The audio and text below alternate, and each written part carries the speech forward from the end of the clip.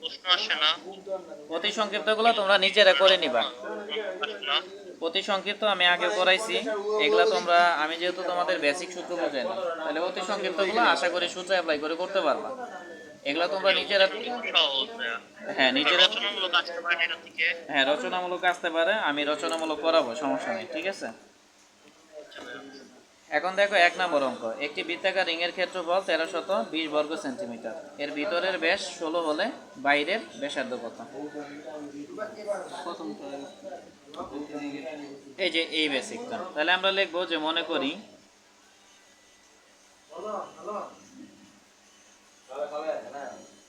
একটি বৃত্তাকার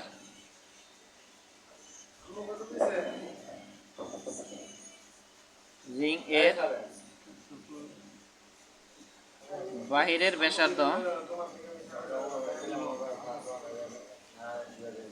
বড় হাতের আর সেন্টিমিটার ও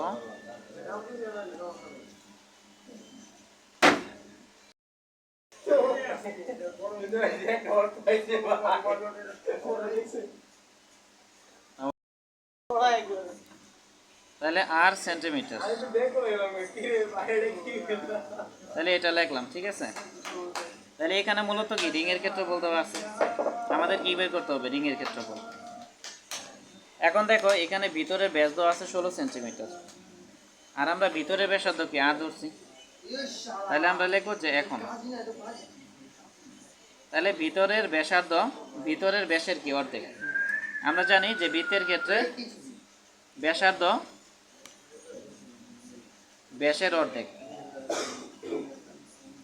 ঠিক আছে।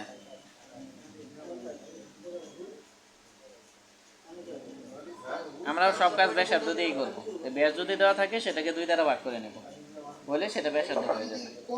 তাহলে দেখো ভিতরের ব্যাসার্ধ, ভিতরের ব্যাসের কি অর্ধেক হবে, তাহলে ভিতরের ব্যাস এখানে কত দেওয়া আছে, 16 বাই হলো 2 সেন্টিমিটার, তাহলে হিসাব করলে কি 8 সেন্টিমিটার, বুঝাইতে পারছি। এখন এখানে দেওয়া আছে রিং এর ক্ষেত্রে, তাই আমি বলছি যে গণিত যেভাবে প্রশ্ন করে সেভাবে কি উত্তর করো। তাহলে এখন আমরা লিখব যে অতএব রিং এর ক্ষেত্রফল, তাহলে রিং এর ক্ষেত্রফলের সূত্র আমরা কি জানি, পাই ইন্টু আর স্কয়ার মাইনাস আর স্কয়ার, তাহলে বর্গ একক। তাহলে শর্ত মতে আমরা ক্ষেত্রফল কি জানি, পাই ইন্টু আর স্কয়ার মাইনাস আর স্কয়ার, আর তারা কত বলছে 1320, বুঝাইতে পারছি। এখন আমাদের টার্গেট হলো বাহিরের ব্যাসার্ধ আর এর মান বের করা, সেই জন্য পাইকে এদিকে পাস করে দেব।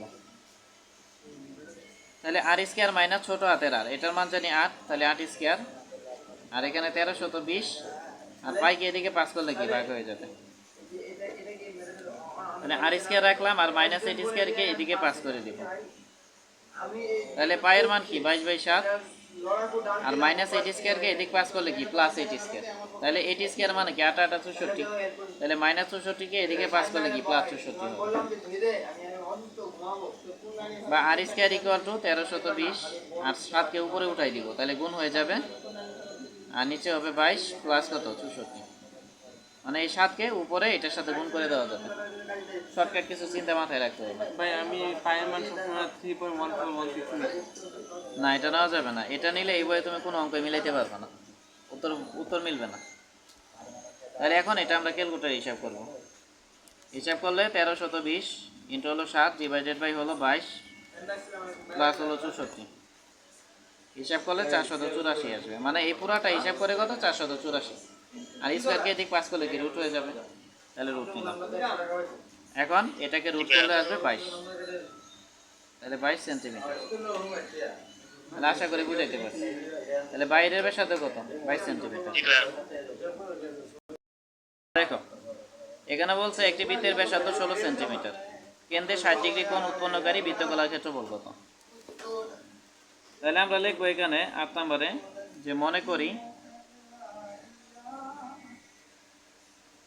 একটি বৃত্তের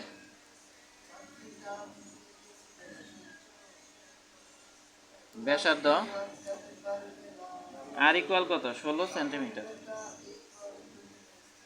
তাহলে আমরা লিখবো যে মনে করি একটি বৃত্তের ব্যাসার্ধ আর ইকুয়াল কত 16 সেন্টিমিটার, এবং 60 ডিগ্রি কোণ উৎপন্নকারী বৃত্তকলার ক্ষেত্রফল কত। কেন্দ্রে উৎপন্ন কোণ, তাহলে কেন্দ্রে উৎপন্ন কোণ আলফা ইকুয়াল কত?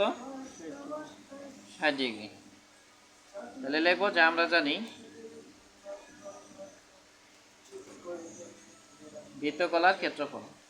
ভাই আমরা আলফা না করে থিটা স্কয়ার সমস্যা হবে। না, বই আলফা দিছে, আলফাই নিবা, ঠিক আছে?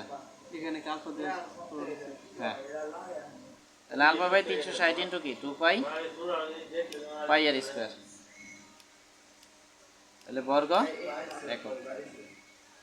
তাহলে আলফার মান 60 ডিগ্রি, বাই হলো 360 ডিগ্রি, ইন্টু হলো পাই, পাইয়ের মান হলো 22/7, ইন্টু হলো আর, আর এর মান কত? 16 স্কোয়ার, তাহলে বর্গ আর একক কি সেন্টিমিটার। তাহলে এটা ক্যালকুলেটরে হিসাব করব, হিসাব করলে হবে 60/360 ইন্টু 22/7 ইন্টু কত 16 স্কোয়ার,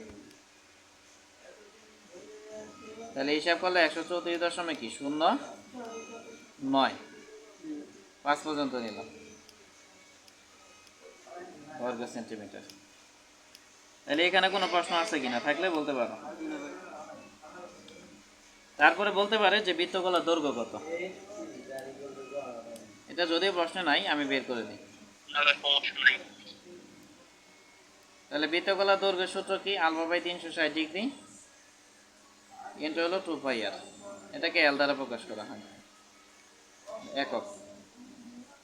তাহলে আলফার মান 60 ডিগ্রি, বাই হলো 360 ডিগ্রি, ইন্টু হলো 2 ইন্টু বাই বাই পাই, পাইয়ের মান হলো 22/7, তারপর হলো আর, আর এর মান কত 16, এই জন্য 16 নেব। তাহলে একক কি সেন্টিমিটার। তাহলে এটা ক্যালকুলেটর হিসাব করব, তাহলে 60/360 ইন্টু হলো 2 ইন্টু হলো 22/7 ইন্টু কত 16, তাহলে এটা হিসাব করলে 16.76 সেন্টিমিটার। তাহলে এটা বুঝাইতে পারছি কিনা? এখন বৃত্তকলার দৈর্ঘ্য বলতে তো বৃত্তকলা মানে যে পরিধিটা না ভাই? হ্যাঁ, মানে পরিধির একটা অংশ আর কি, পরিধির একটা অংশ। এখন দেখো বৃত্তকলার ক্ষেত্রফলের আরেকটা সূত্র আছে, এটা হলো হাফ এল আর। মনে করো কোনো একটা প্রশ্নে বৃত্তকলার দৈর্ঘ্য দেওয়া আছে এবং বৃত্তের ব্যাসার্ধ দেওয়া আছে, তাহলে ওই ক্ষেত্রে ক্ষেত্রফলের সূত্র কি হবে? হাফ এল আর। আর যদি কোণের মান দেওয়া থাকে তাহলে আমরা এই সূত্রগুলো অ্যাপ্লাই করব, মানে কোণের মান দেওয়া থাকলে আমরা ক্ষেত্রফলের জন্য এই সূত্রটা অ্যাপ্লাই করব। আর যদি বৃত্তকলার দৈর্ঘ্য এবং ব্যাসার্ধ দেওয়া থাকে তাহলে আমরা এই সূত্রটা অ্যাপ্লাই করব। বুঝতে পারছি? এই হলো বিষয়।